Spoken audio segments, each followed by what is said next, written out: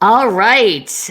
It is time for our RockStar interview today. I'm Sherri Johnson with Sherri Johnson Coaching, and I'm so excited because our first of the year kickoff mega team is the Michael Kame team, and I am so honored to have both of you on here. Michael Kame, as well as his sister Tina Hivner, COO of the Michael Kame team, and the two of these phenomenal, literally RockStar agents. That's an understatement. These two are going to bring you ideas that they did, ways that they adapted and moved and pivoted their team through COVID, through the growing pains of starting and growing a team. You are in for a treat today, let me tell you. So I'm glad all of you are getting on. We've had so much excitement about this. Michael, Tina, thank you for being here. Welcome to the show. Thanks, Sherri. Thanks for having us. Oh my gosh. We also have a high regard for you. We think you're awesome. Oh, well, thank you. Thank you. And what's really cool is while we coach agents all over the country, Michael and Tina are about 30 minutes from me. And we are in the same sort of market. We're in Cleveland, Ohio. I actually am also part of the Berkshire Hathaway Home Services Professional Realty. So, I want to jump right in. And you guys have so much to share and so many amazing success stories. The first one I want to hear about is how you two got into the business. I know that it's a family business. It was. Michael, I think you started selling houses when you were 10 or 12 or 14 maybe. Can you tell us the story of how both of you got into the business from the beginning? Okay, so as you said, came from a family background. I was 10 and going to sheriff's auctions, and my dad would carry me on his shoulder and tap my knee, and I'd raise my hand to bid on houses with him because he's been a long time real estate investor, realtor, and broker. Mom and dad, they've been in the business for 57 years now. 57 years this year.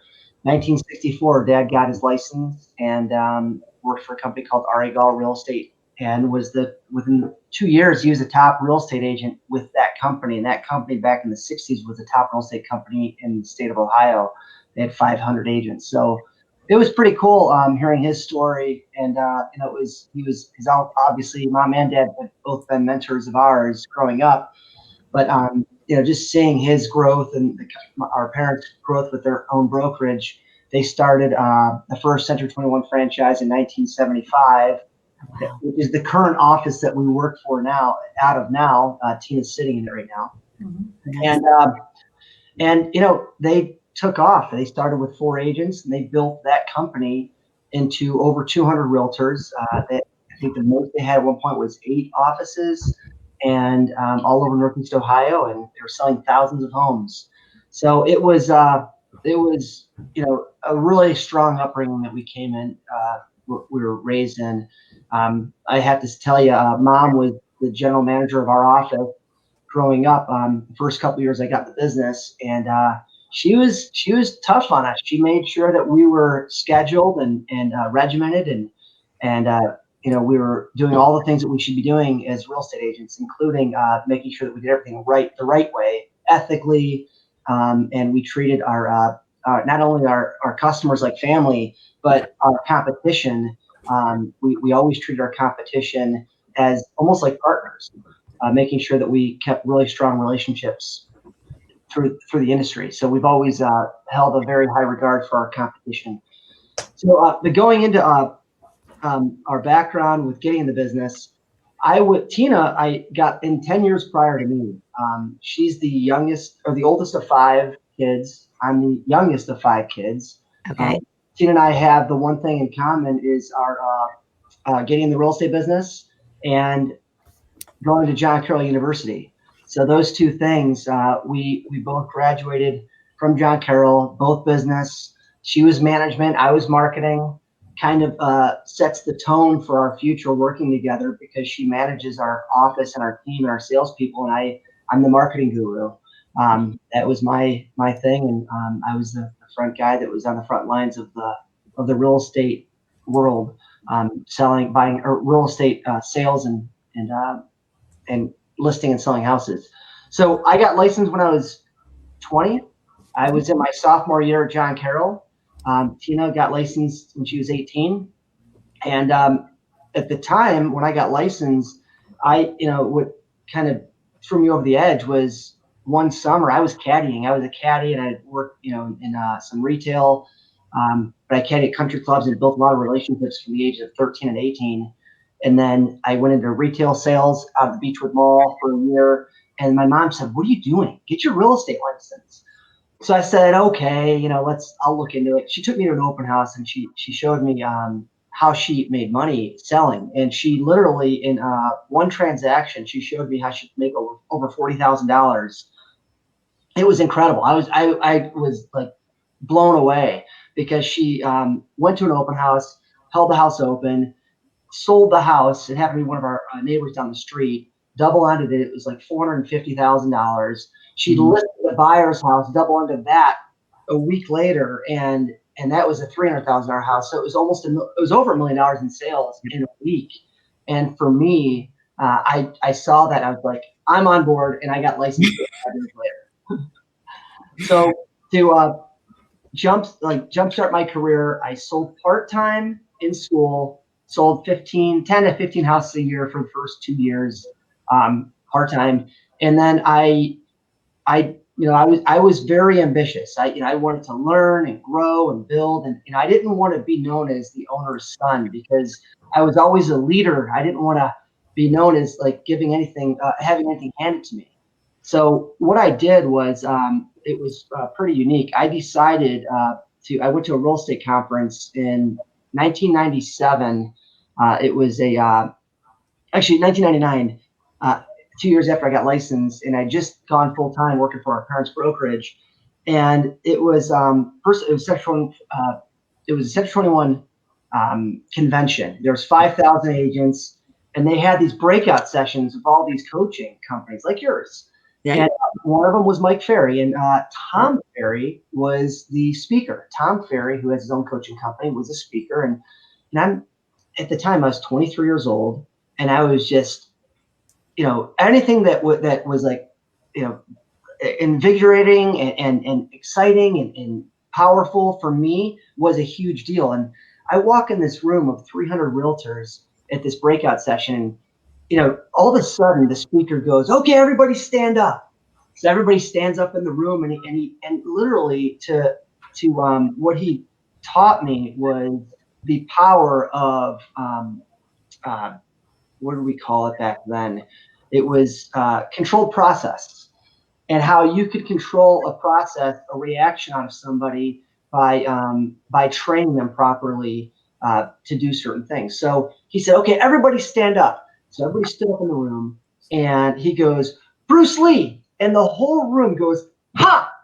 And like the whole room shook. I was like amazed. I was like, "Oh my God!" Like the whole room just shook, and I was like, "Oh my God, what just happened?" And he goes, "This is one of the things that I'm going to teach you. I'm going to teach you how to control your customers and the reaction that they get, and how you're supposed to have a knee-jerk reaction as soon as they say something, how you ask a question that leads them to the obvious answer." So that was my first introduction to Mike Ferry. And I was like, "Oh my God, this is awesome." I told my parents about it, when we were, because they were there too.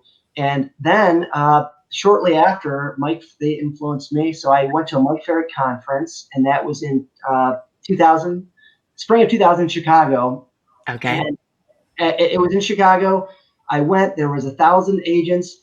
And at that conference, it was, there was all these really awesome agents from different parts of the world. And there was this panel of agents that were sitting in the front row. There was like, which still to this day at Mike Ferry conferences, when we have them again, yeah, they have their top agents sitting in the front. So I'm sitting in the back, and I'm like, this is pretty cool, but I don't know what to expect. And so Mike starts talking about his top like star agents that are sitting in the front row. He goes, "Okay, Bill Smith from Nevada, tell the audience how much real estate you've sold last year." 50 million, Mike. Back then in 2000, that was a big deal. He goes, "Okay, Carla, tell us what you sold." 75 million.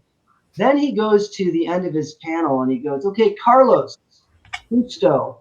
He goes, tell us how much you've sold so far this year. Now it was January, February, March, 3 months into the year in 2000. Mhm. He goes, 150 million, Mike. And I just lost it. I was like, did he just say 150 million? I think he said 150 million, but I'm not sure. He goes, wait a second. 150 million? He goes, 150 million so far this year. So that was, for me, a kind of like the revelation that I had to get out of Cleveland and learn and like kind of get out of the box and learn a different markets and different mindset and expand my my mindset. So at that moment, I made the decision, again, 23, nothing to lose. I had the world ahead of me and everything, at my fingertips that I could just go after. So I decided I was going to take the plunge and introduce myself to this guy and tell him that I was his long lost shining knight that was going to work for him and make him millions. So I did. I went to as soon as we broke out at the breakout session or the lunch break, I went right up to him, introduced myself, and this guy was tough to approach because he was extremely.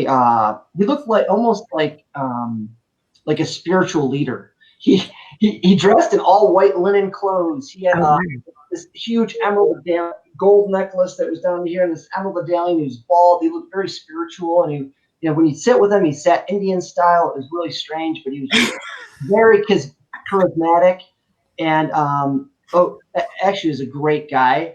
So he goes, okay, Michael. He goes, tell me. He goes, what are you gonna do for me? And I said, Carlos, I want to be the guy that's your Mike Ferry guy that's prospecting, because Mike Ferry trains and builds his agents to prospect, that wakes up every day, prospects for new business for you, and I want to help you build your business.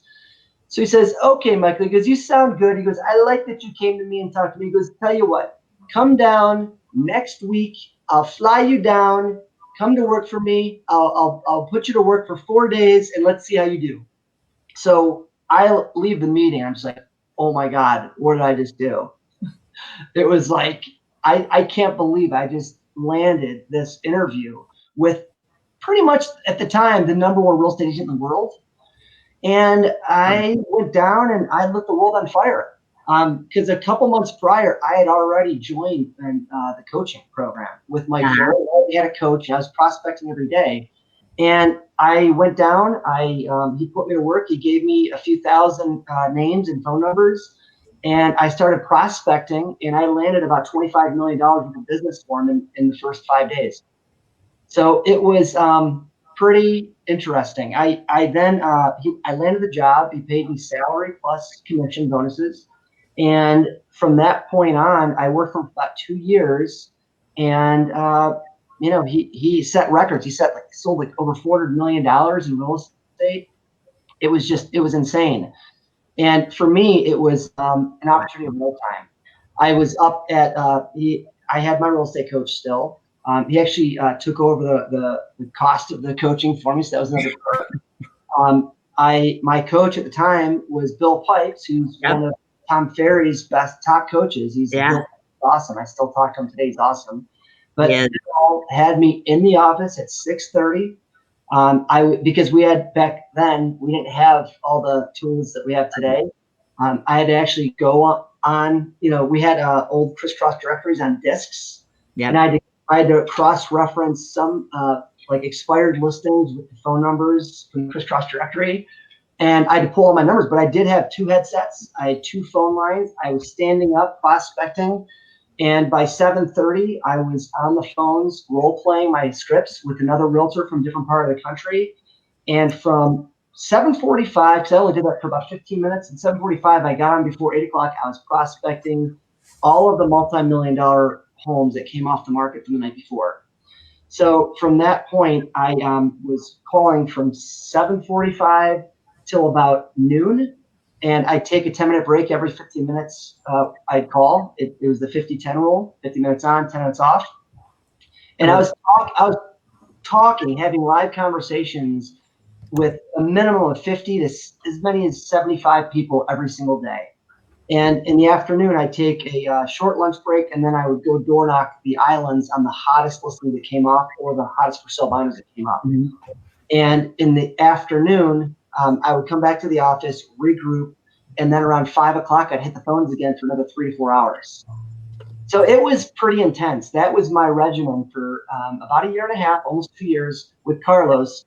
And our father, in spring of 2002, he had more or less a heart attack and had to have open heart surgery. And at that moment, because we had such a close family, I knew it was time for me to move home, because that was my goal, was to learn and then come back and start my own real estate business in Cleveland.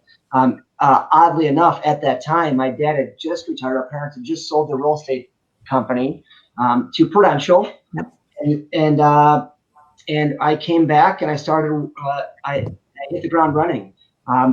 First thing I did was I told Tina my aspirations and my goals of being at the top, real estate agent in the company, being the top real estate team in the state of Ohio. And I said, I want to build this big team. And she said to me, yeah, she goes, okay, kid, call me when you've got 25 to 30 listings and you're busy. So that's true. Michael's always been a really big thinker. And I had 2 babies under the age of 2. And I said, all right, you want to call me when you get busy. And 6, 7 weeks after he came back and started pounding the phones, he called me and he said, I'm busy. And I'm like, define busy. He's like, you told me 20, 22, 20, because I think I have 22, maybe 23 listings. He's like, I know they all have lock boxes. I think they all have signs. Mom is going to kill me if I don't, I need help. I got to get this under control. And so called our sister-in-law, who watched my boys for me while I came into the office, and kind of just grew it from there. First of all, 25 listings in 7 weeks or less. Yeah, I was the first in July. By July, I was on the kiosk that we have out front as the top listing agent in the company or in the office. Uh-huh. I think we had maybe 75 realtors in the office at the time. And our first 12 months, we sold 78 houses. Our second 12 months, 172. And at that time, we hired 2 buyer's agents and another full-time assistant. So do me a quick favor, because I didn't ask this at the beginning, and it's just to give our audience 2020 sales. I know it's close to 500 or more homes you sold last year.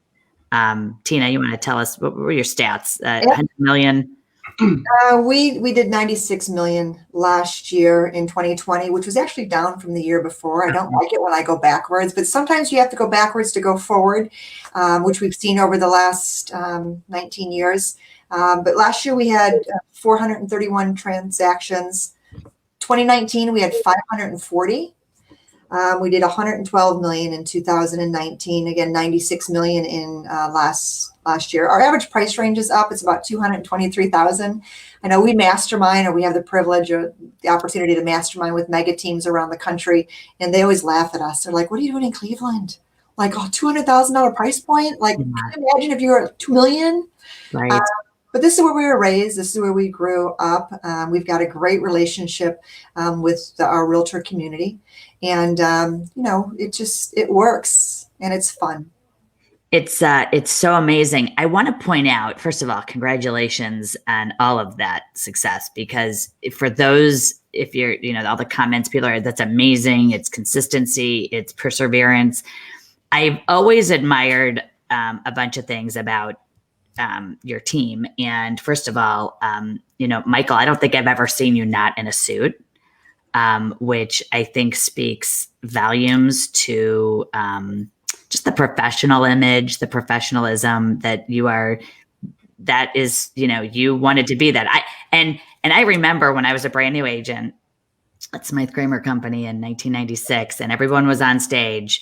And they were announcing how many millions they sold. And I felt that same way when you were talking about that, when you're hearing those people and the numbers, and you're like, I hit my manager in there and I said, what do I have to do to be on stage? And she told me, and I said, okay, I'm going to be on stage. I mean, that is that same, feeling. And I grew up in a family business, so I can relate to, it was not in real estate, but it was, you have to be here it's twice as hard for you because we're not handing you anything. And it's such a great feeling. So I want to say that is huge. You know, you came from a family business, but you worked hard, both of you, and you have such an amazing and inspirational story. But I really believe you're always dressed for success, both of you. And it's just, I think that speaks volumes in a industry where sometimes, I think people are a little bit lazy in how we present ourselves. It's nice to see that.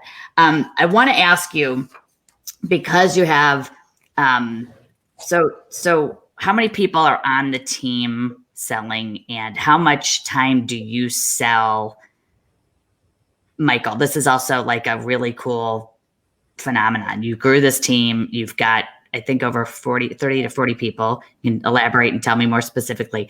But tell us about your role in your typical day. And then I want Tina to talk about what she does, because she's sort of like the glue and the mastermind of keeping it all together and making it run so smoothly. So, Michael, how many people on the team? How much time are you selling? And then Tina, if you could talk about how you recruit and grow the team members, that would be great. So we have, I believe, 35 realtors. We have about 42 licenses right now. Of the 42 licenses, we've got 9 people who are on staff who are licensed. Okay. We're pretty heavily staffed when I talk to people around the country.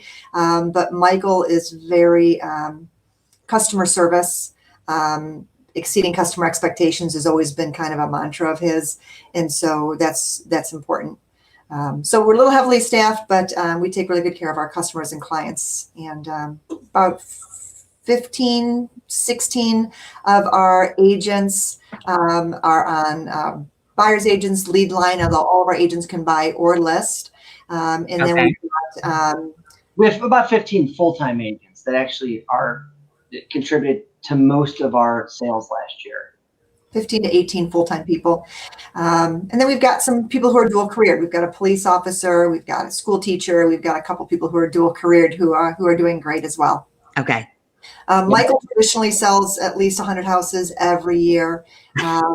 That's just the pace that he likes to keep. Yeah.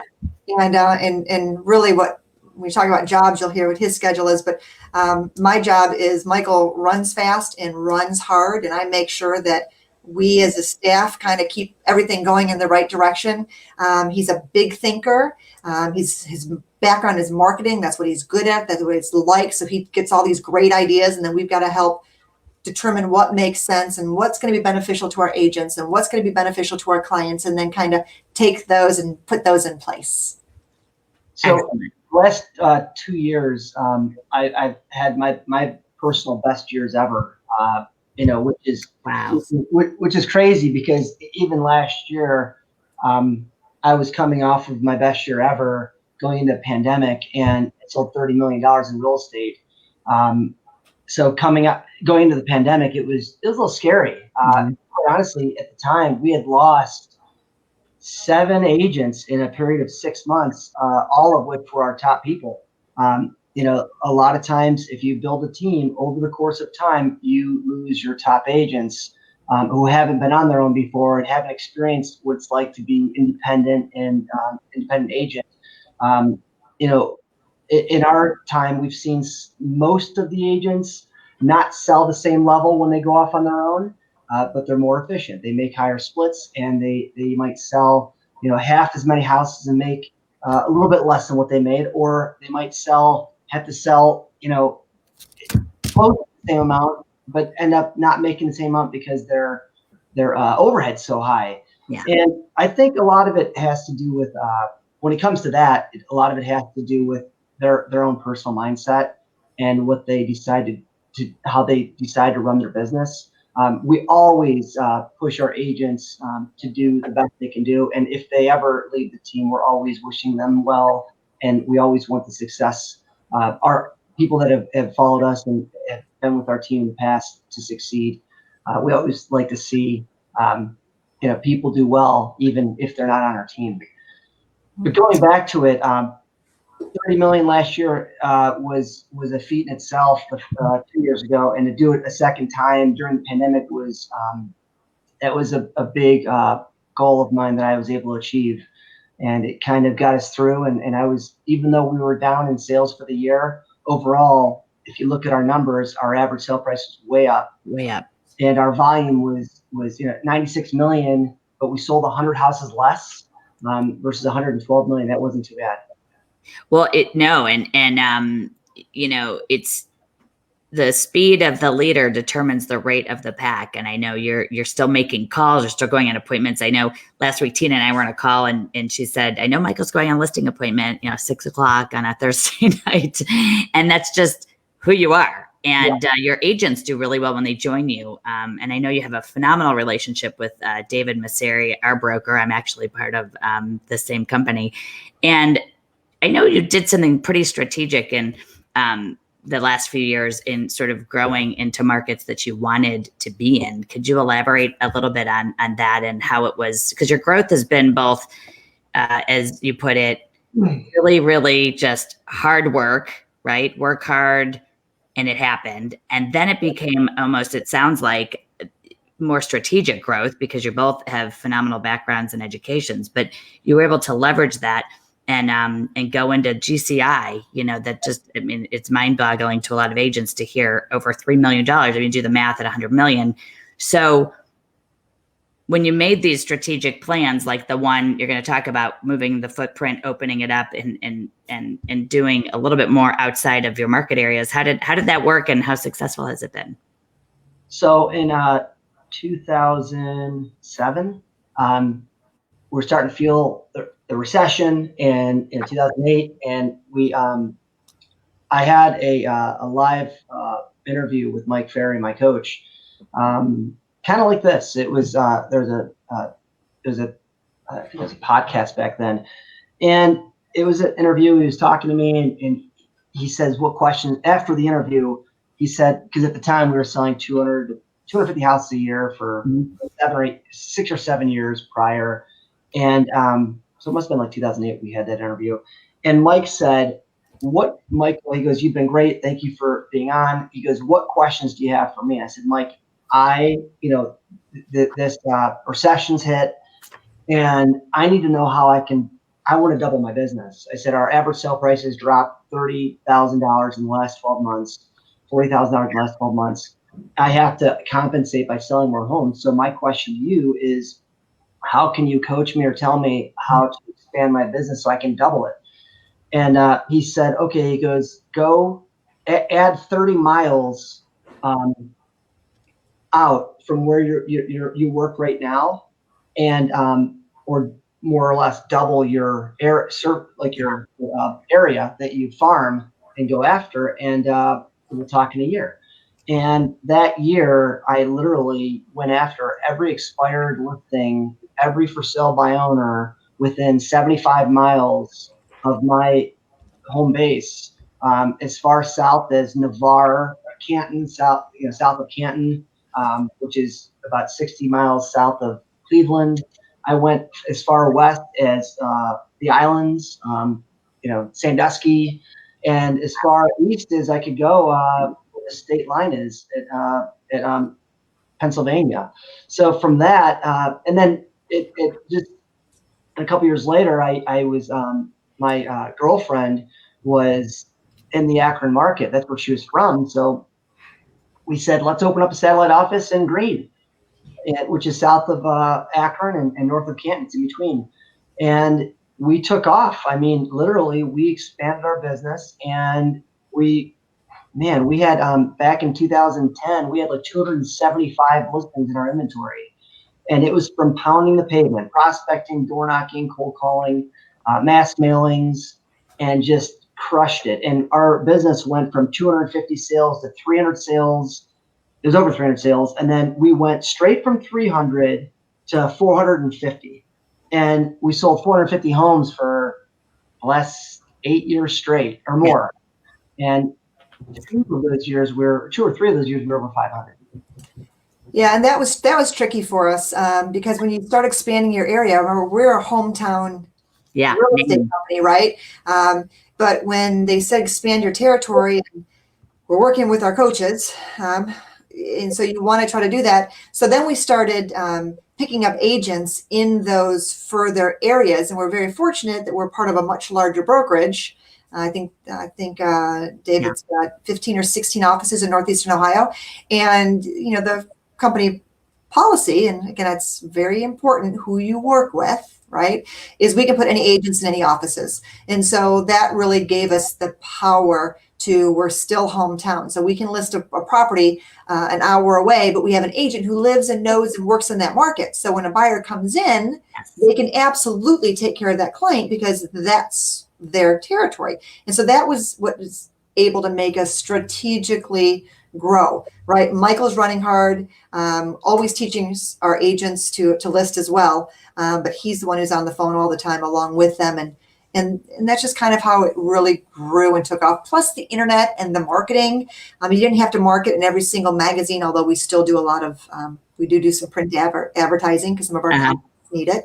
But because of the internet and the marketing and the power of the marketing and being strategic, and most agents didn't know how to market that way, we were able to successfully grow while giving our clients everything they needed.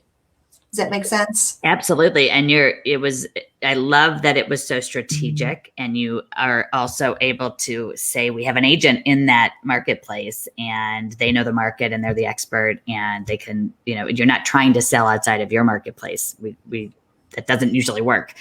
The way you did it obviously is a on purpose growth. It's worked. And I agree with you. Who you partner with as your brokerage matters, because in a lot of places you can't do that. And have, we don't have any walls, I think is what David said. There are no walls, right? We can go anywhere in our footprint and beyond.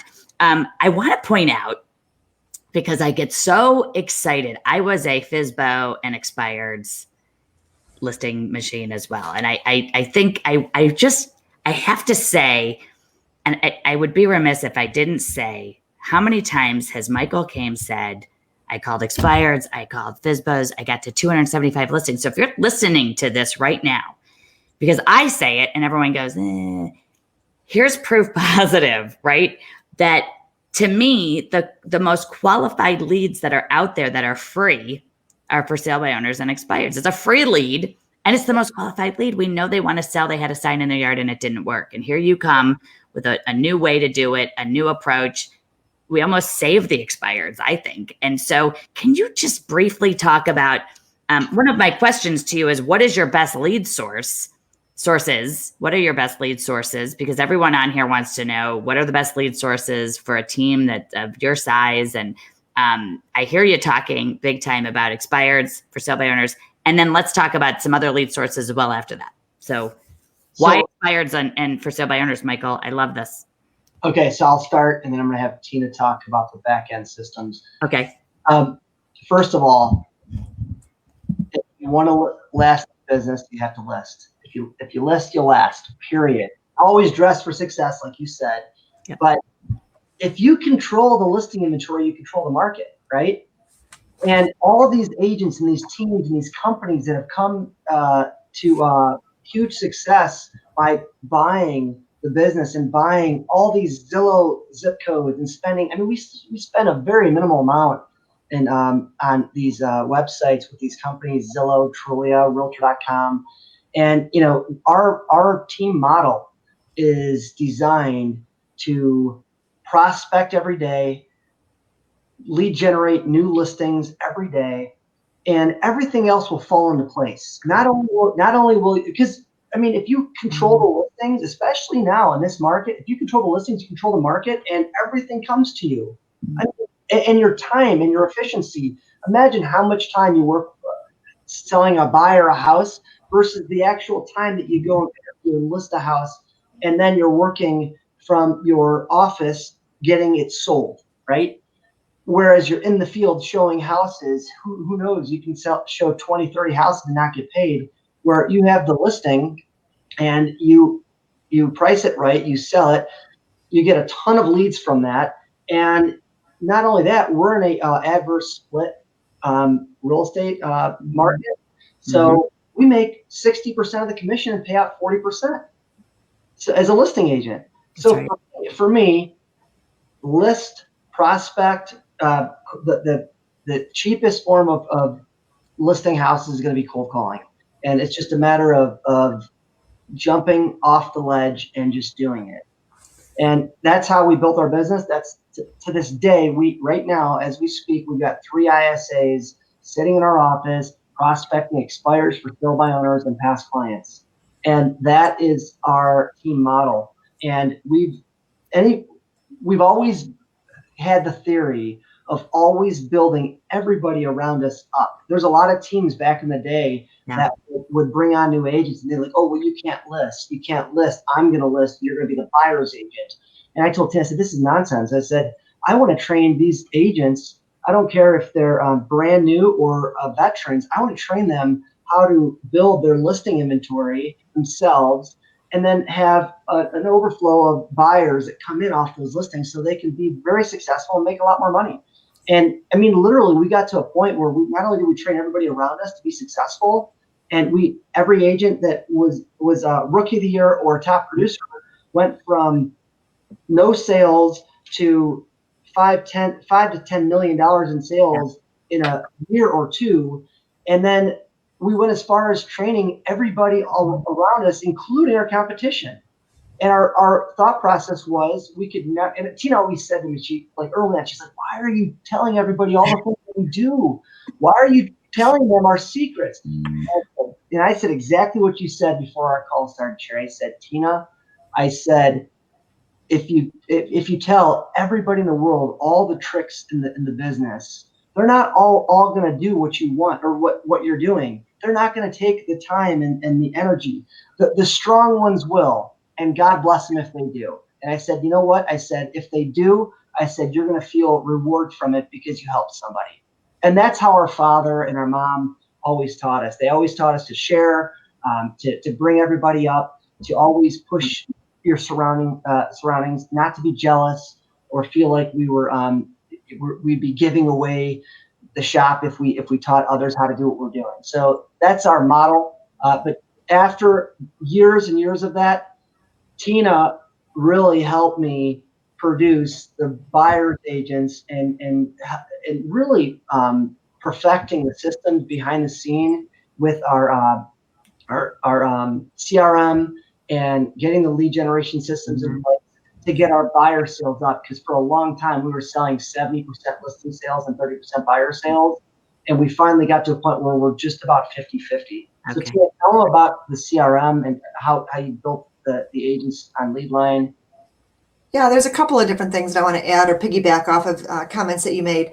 Again, our market's a little unique. Most of the mega teams that we talk to don't have this adverse commission split in place. But as a result, it really makes sense. We have to teach agents to learn how to list, right? Mm-hmm. Which is beneficial for them because of our market and the way it's structured.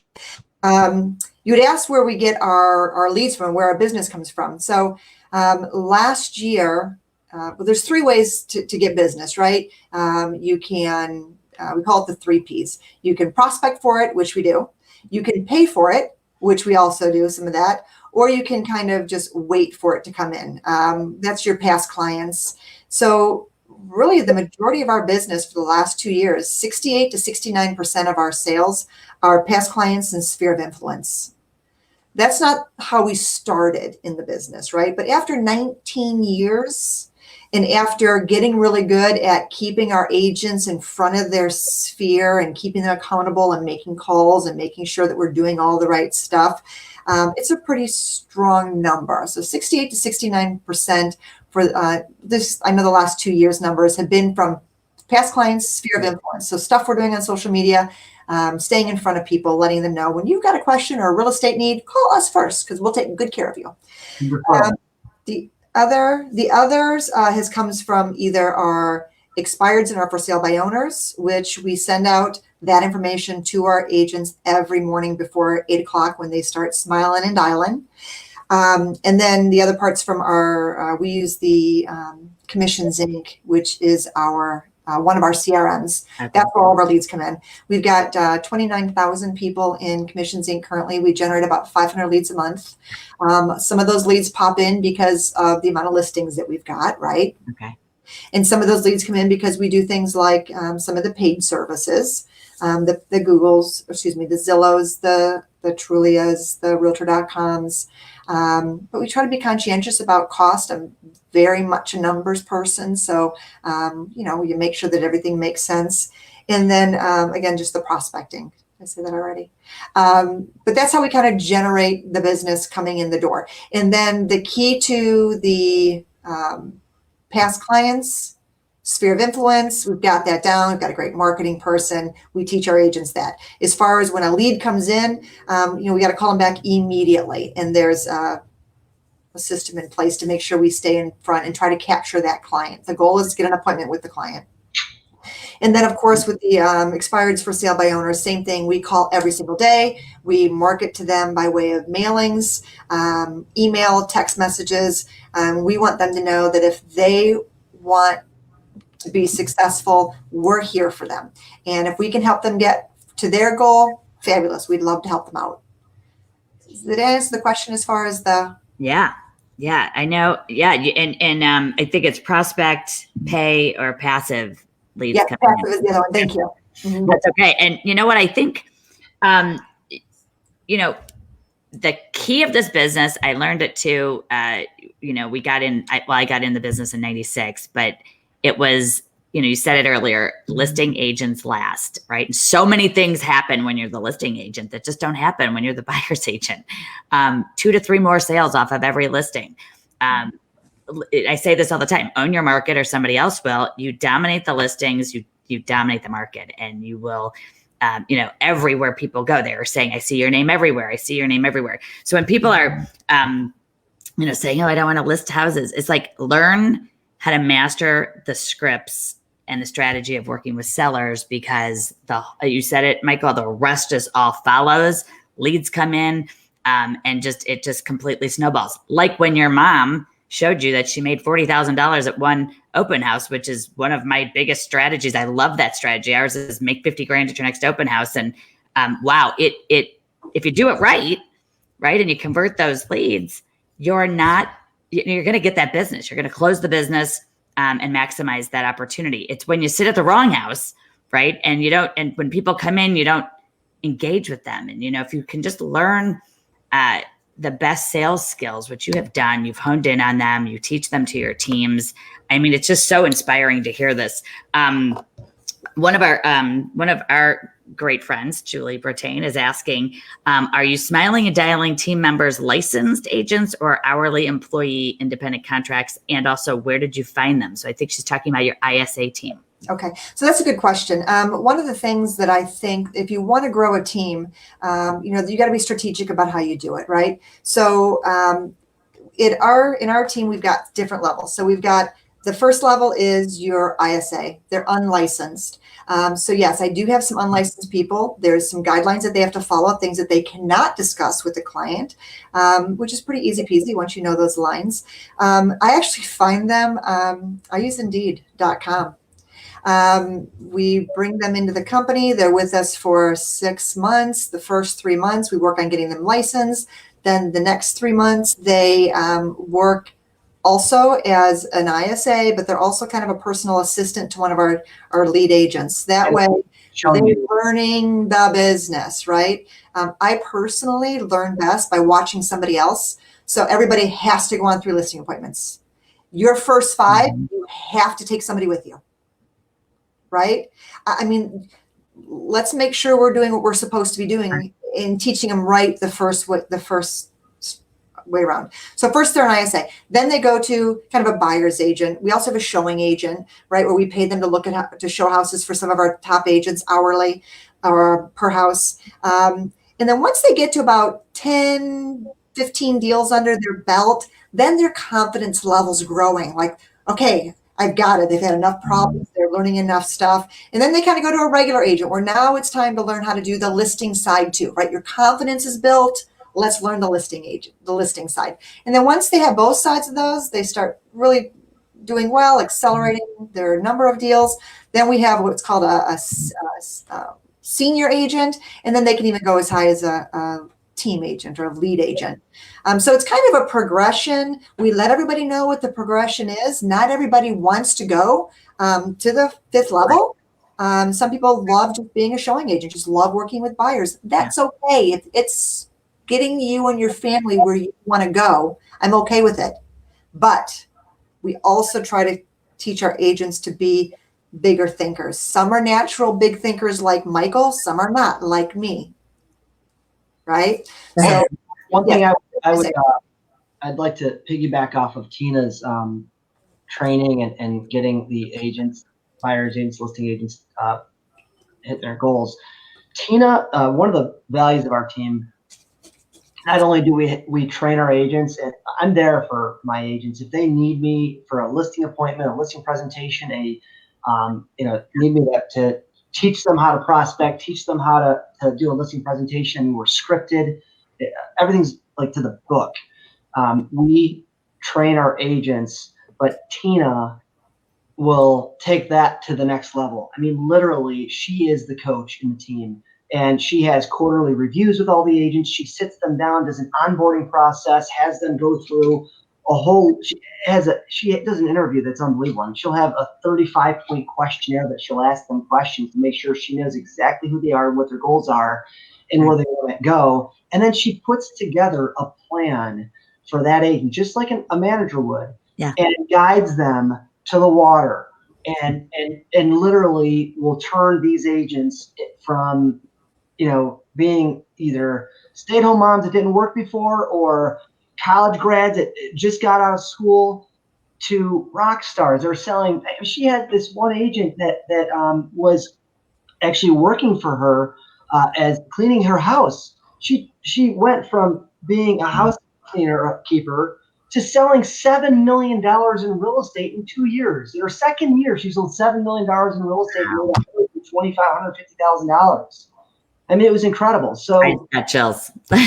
so when you're talking, I mean, when Tina talks about how she gets them going and gets them on lead line, it's not just that.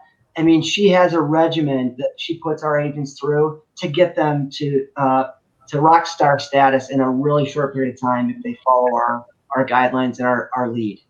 Yeah, and I've met a lot of them, and wow, I mean, the numbers they're doing, 7 million their first year in a 200, 220 price point. It is so amazing to just sit and hear all of these great success stories. What would you tell people if they're thinking about starting a team, or if they're thinking about growing a team they already have, to how to, a lot of times they just want to go to 100 units, right? Get from 50 to 100 units. What are some practices that you can share that they should do, and then some things that they should stop doing? And I think a lot of times we all have the same 24 hours in a day. We all have the same 30 days in a month, yet you somehow find, 270 listings, just like, it's not just like that. It's hard work. But what would those practices be that you see that prevent an agent from hitting the glass ceiling and going through it, and keep them sort of still doing the same old thing and not progressing? So things that they should stop doing, and then things they should immediately start doing if they want to aspire to be a team. I'll start, Tina, if you don't mind. First, when we first got, like when I came back to Cleveland, the team concept was brand new. We were one of just a handful, like literally 2 or 3 teams in Northeast Ohio. I remember. And, there wasn't anybody that had a big team. So we grew really fast. But now, today, in the real estate business, everybody and their brother is a team. And I think the biggest mistake people make in this industry is they say, well, I'm going to form a team, and they're selling 10 houses a year or 15 or 20 houses a year.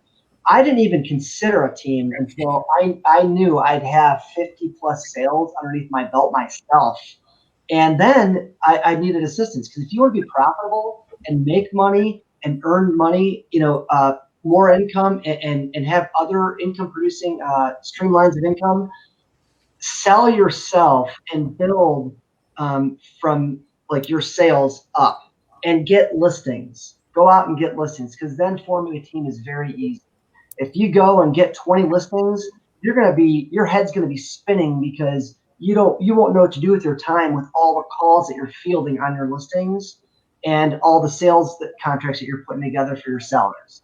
But that's my 2 cents. Yeah. Tina can break it down and how to form a team. She helped me build it, and we wouldn't be where we're at today without her help. And before you comment, I want to point out, we say this all the time, you have to be profitable first. Yeah. And so often it sounds like a good idea. People partner up. They think, oh, you're good at listings, you're good at sales. And you're good with buyers or good with sellers. And it's like, that's not the right reason to partner. And so 2 people doing 4 million come together to do 8, you haven't grown. 2 people are doing 4 million, they come together to do 25 million. That's actually leveraging yourself. So to scale, you got to be profitable. And as you just said, you got to have a lot of listings, because that listing overload of leads is where you can help with your agents. And Tina, tell us your thoughts. I know you've got some good points here for this. I think to start, that you've got an agent who wants to kind of take their business to the next level, right? They're working 60, 70, 80 hours a week. The first step really is to hire an admin. Now, if that admin happens to be licensed, that's not a bad thing too, so they can kind of talk a little more and say a few more things to your customers and your clients. But you have to hire an admin first. Again, license would be even better. And make sure that that you've got to take the time to meet with them. You've got to be willing to train them the way that you like to have things done. You've got to be willing to delegate and hand things off. Michael sends me a text message of an idea that he has. He is going to assume that I'm going to take care of that, because if he has to come back and double back, it's frustrating for all parties, right? Even if it's a matter of me texting back, no friggin' way. We're not doing this. He's a really big thinker, right? And then we have a meeting as to what does make sense. But as far as growing a team, it's get a good admin first, somebody who you like.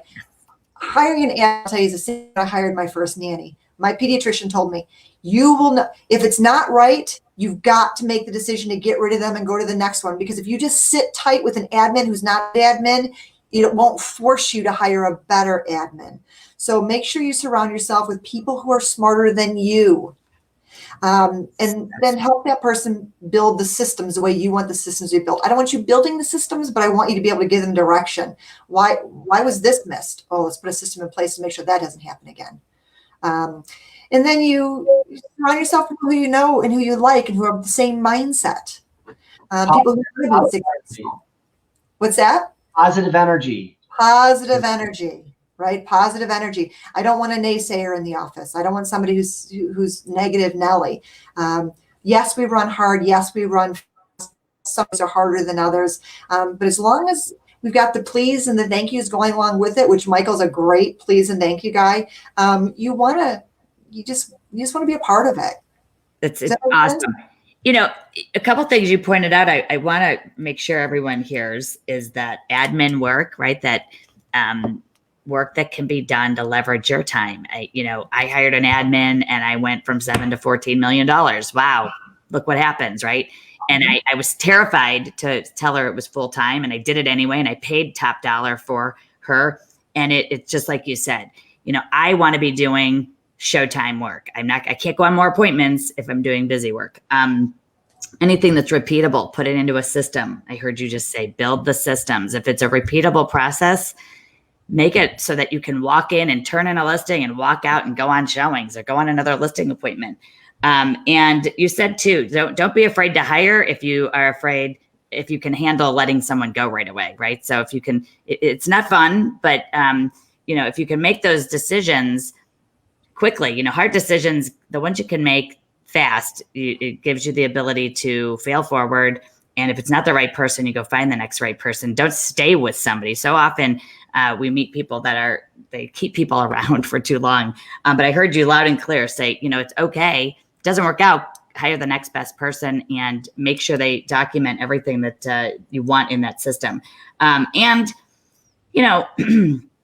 There's just so many great stories. I want to ask you both because you've given us so much time today, and we're just thrilled.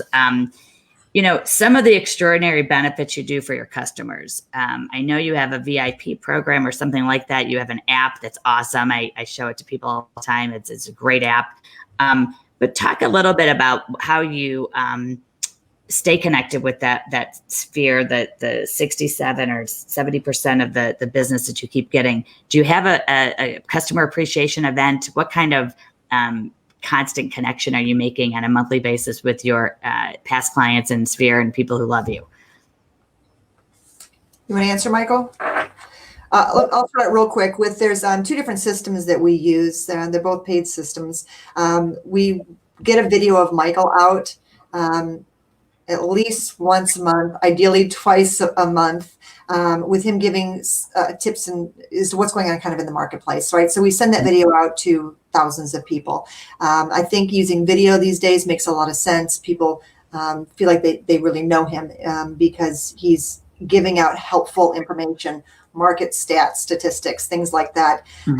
Viral marketing. We also use another system called Outbound Engine, who also does emails and text messages to our clients. The goal is to stay in front of them so that when they're thinking of real estate, they call you first. As far as customer appreciation events, we used to do a lot more of them. Earlier on, when we got 6,000 customers, so it's gotten a little more difficult to do something along those lines. What we've moved towards is community events.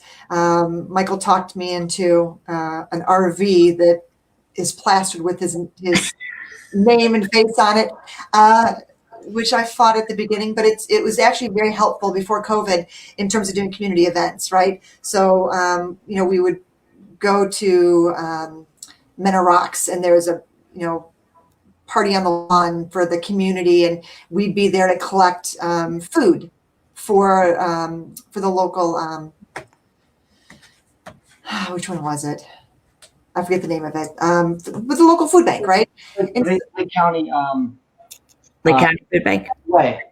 Oh, United Way. United Way. So we've done a lot of things with United Way, and they're in a bunch of different communities. And we do the parades in the different communities. We've got the RV, and we're handing out Frisbees, and it's just kind of fun stuff like that. Just to stay in front of the clients, and our agents love it.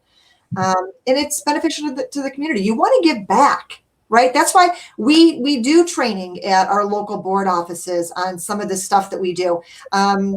We do it for a couple of reasons. Number one, it's a great way for people to get to know us. When a buyer calls an agent and says, I want to see this house at blah, blah, blah, I want the agent to pull it up and say, oh, that's a Kane Team listing. Fabulous. Because they like to work with us, right? It's important. Plus, the agents get to know us, and if they ever want to make a change, they know who to call first. It's so important. It's so important, your reputation. Absolutely. Michael. On marketing events, I think maybe Tina covered. Tina nailed most of them. I think the biggest thing is staying. I mean, look, if you give a client a great experience working with you, they're going to come back.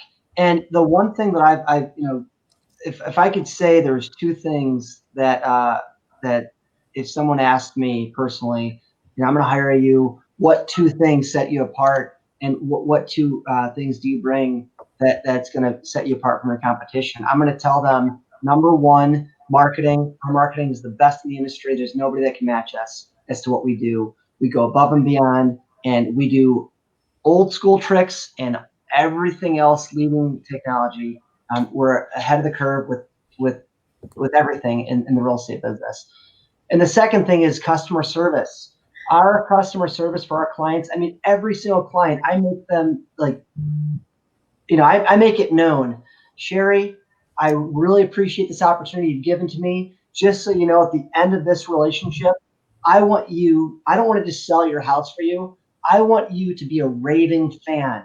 So during the process, I want to make sure if there's any concerns or any problems or any issues that you have, you call and tell me or text me or just let me know, because I want to make sure at the end of our transaction, you are a raving fan, because I don't want to just sell this house. I want to sell the next 3 or 4 houses that you buy in your lifetime.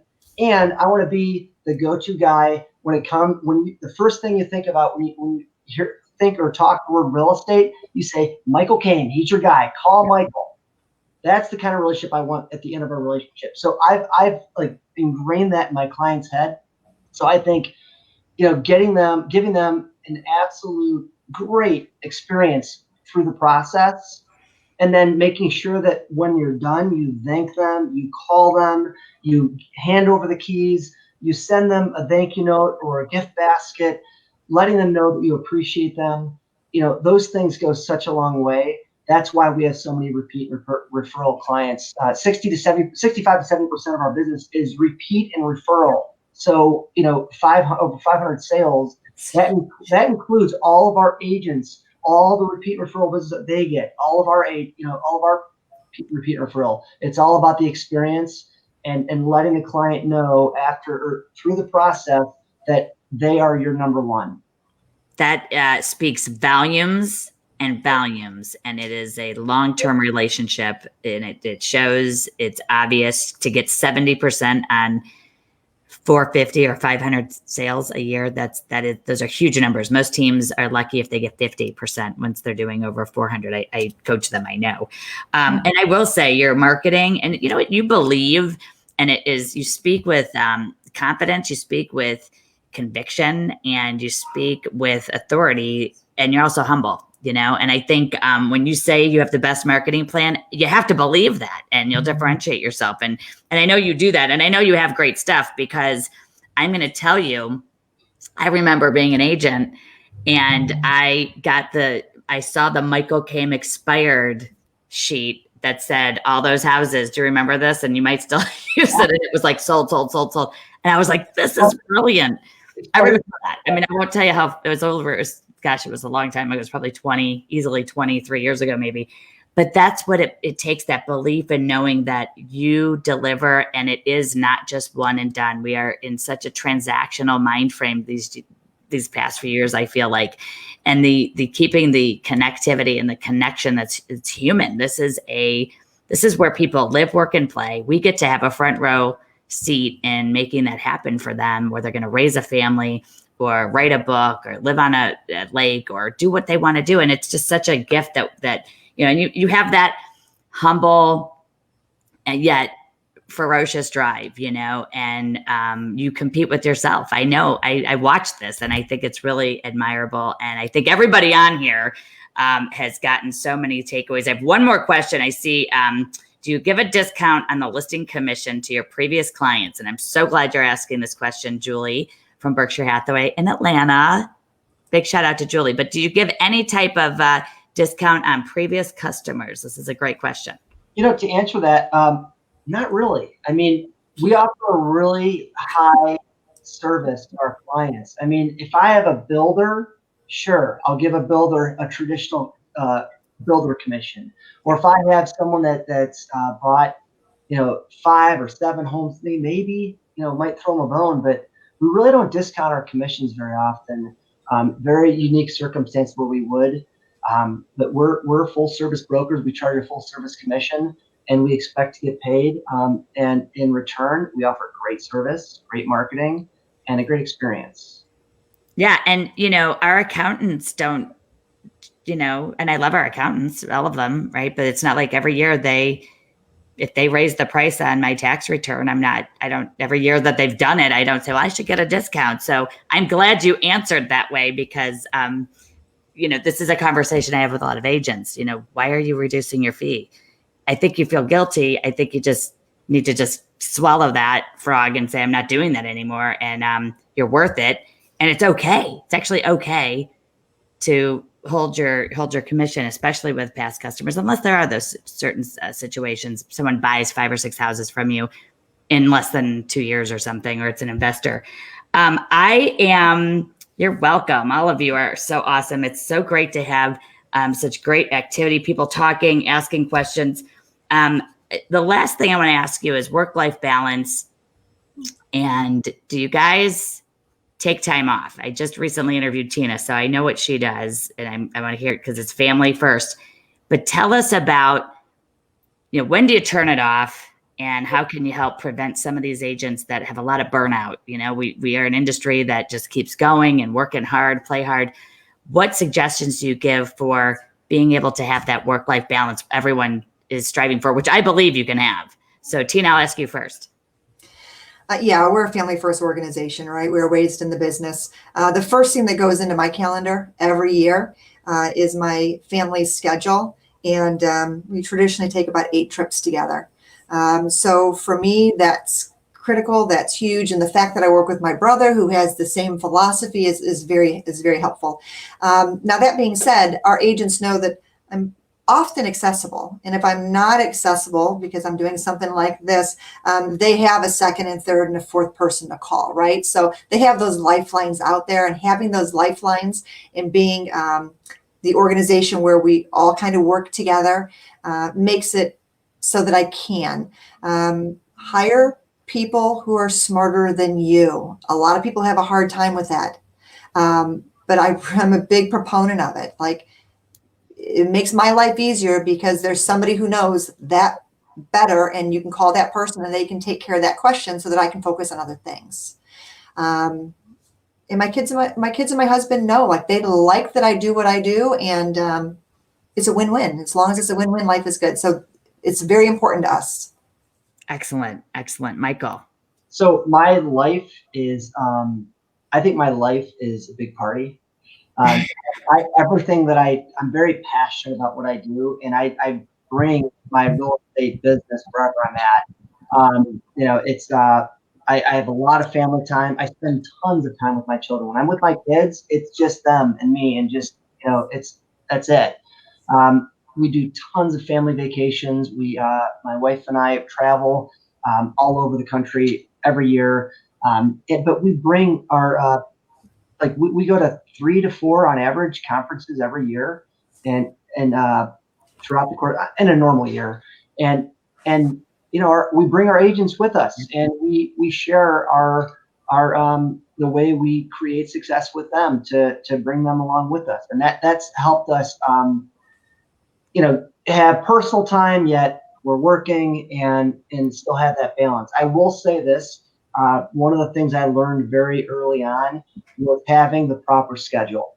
Right now, I've got to the point where I work 4.5 days a week, and it's been like that for 15 years. And I've maintained over, an average of over 100 sales a year on average. And myself, and I spend tons of time with my family, tons of time with my friends, with my kids, and tons of time with our realtors and our agents. We have team building events all the time. Yeah. We have a huge 4th of July party. We had 400 people 2 years ago at our July 4th party with fireworks and everything at our house. Yeah, I remember.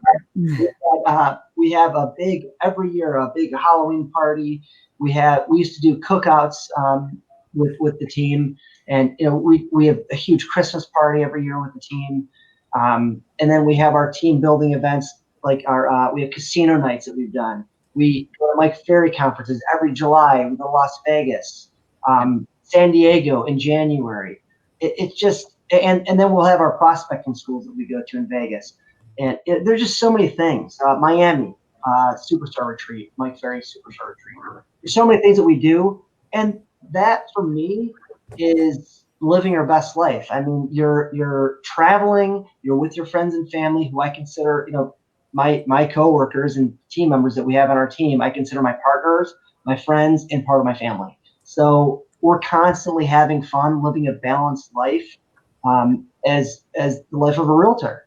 And we have capitalized on the opportunities that we've had, and really taken it to the level where we're having a blast doing it. I mean, I've told Tina this 1,000 times. I don't work a day in my life because I love what I do.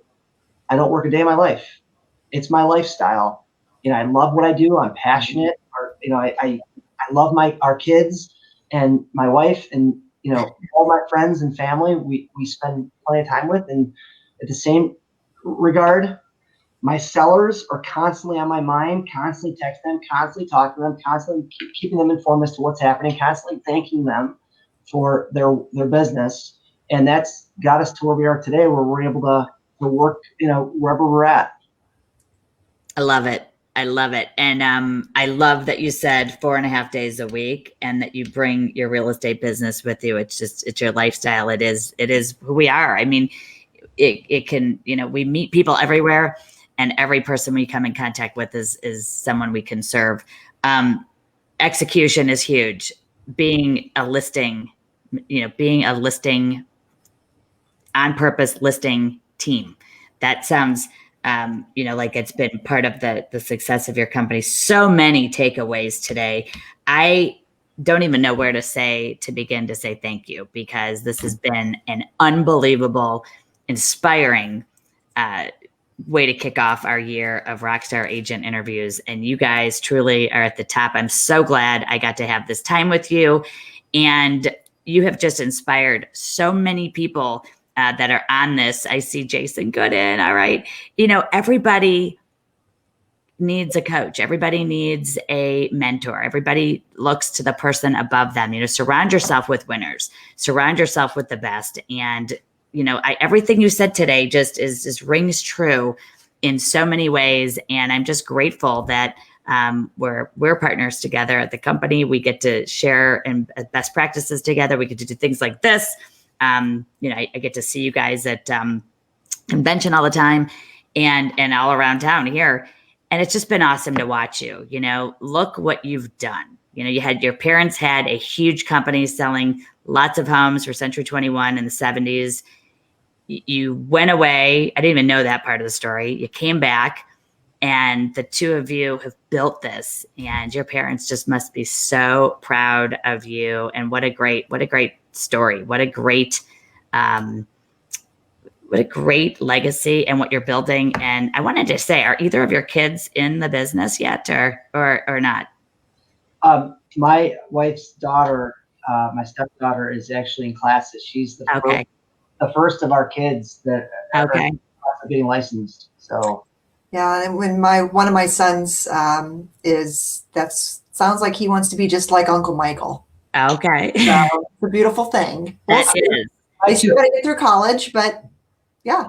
What great mentorships, and I remember when I was 5 years old going on sales calls with my dad, and he closed a deal and we walked outside and I said, how do you know what to say to these people? And he said, because I know more about what I'm talking about than they do. And, and I just, all those things, getting the MBA at the dinner table, and being fortunate enough to just have that experience where we had to go make it happen. I remember my dad saying, you may not sell a house for 6 months, and boy, did I want to go prove him wrong. And, I was able to do that. I sold 5 houses my first month, but it was fear of failure. And it was what you just said. It's like, I'm going to do this. And, so many agents today, I think, have the capacity to do more. Zig Ziglar, I think, said, success is not measured in so much as what we're doing compared to others, but rather what we're capable of doing. And I think we all have seen from your stories, Tina and Michael, that all of us can have a similar success story like yours. My hat's off to you. Congratulations. I can't wait to watch 2021 and be here with you guys. And I hope you'll join me again for another interview, maybe someday in the future. You've been absolutely delightful, and I can't thank you enough. So congratulations. Best to you this year. And any last words you want to say to anybody, please feel free.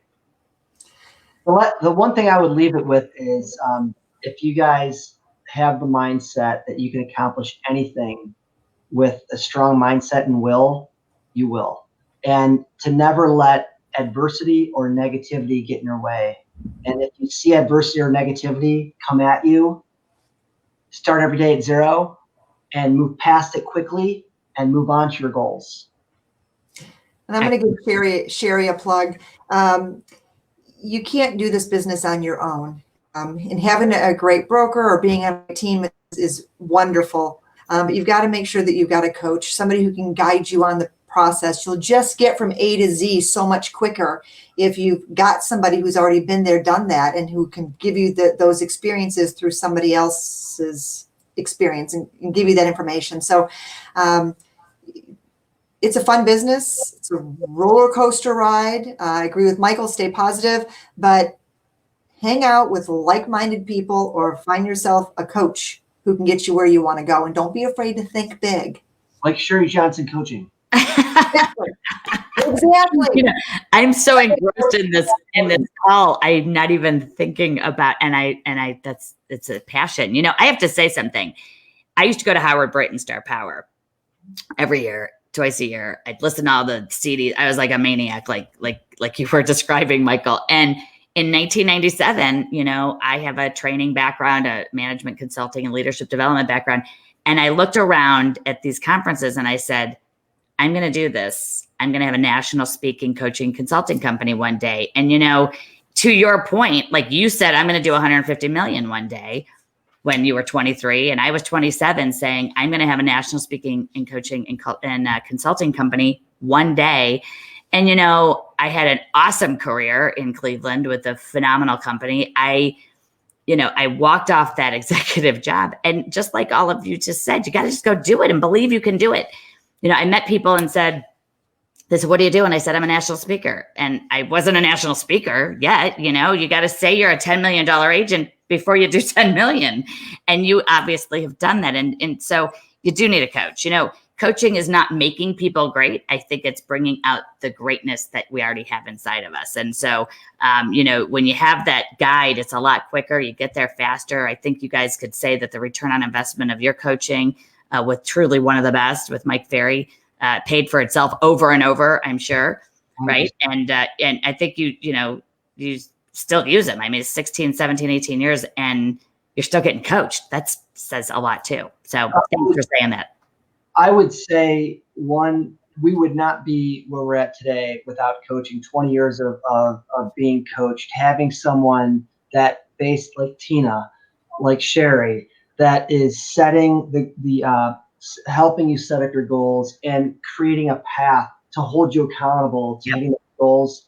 So you have someone to answer to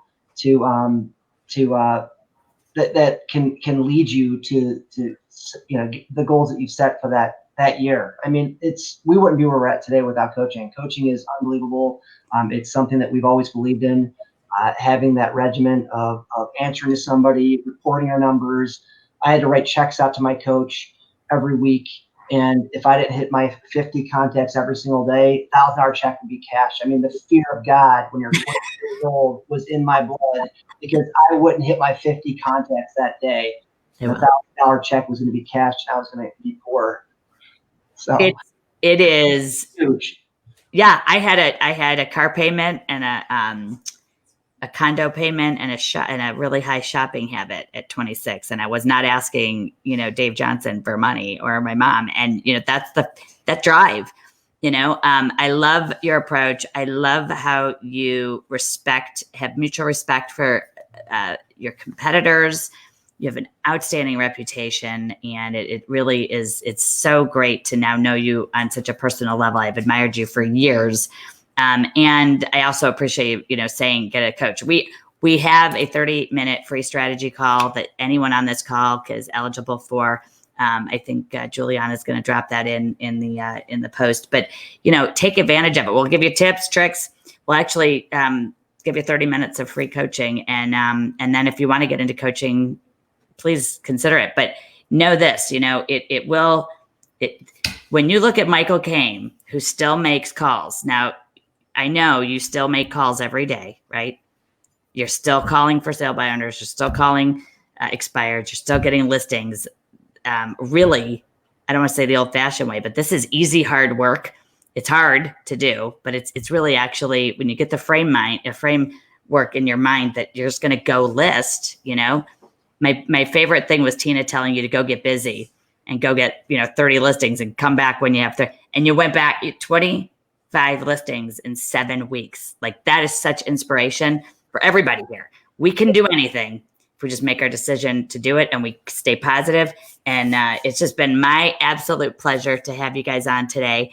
And I want to wish you even greater success in 2021 and come back. I hope you come back and join us again because everyone's going to be like, have them back. They were so awesome. So you both rock. I'm a big fan and I'm looking forward to more great things from you. So thanks again. And thank you so much for your time.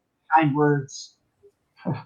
What's that? I said, thank you so much for your kind words. Oh, it's my pleasure. It's so easy. You it's great to see great people do great things and have success. And so, unfortunately, we're going to end this call, but I can't wait to hear more successes from the two of you. Join us every month for the RockStar interview of the month. I'll be featuring other great agents, rookies that are doing well, individual agents, as well as teams that are partner teams and other success stories from around the country. I'll also have on the show broker and sales managers from all over the country sharing recruiting ideas, how to grow offices, and how to coach and train your managers. So I'm Sherri Johnson. I look forward to all of your success stories. And remember, success is contagious, and we want to hear your success stories as well. So in our group, feel free to drop a comment. What takeaway did you get today from Michael and Tina's awesome interview? And I'll see you guys on the next show. Thanks so much. Bye-bye. Thanks, Sherri. Thank you. Thank you. Thank you.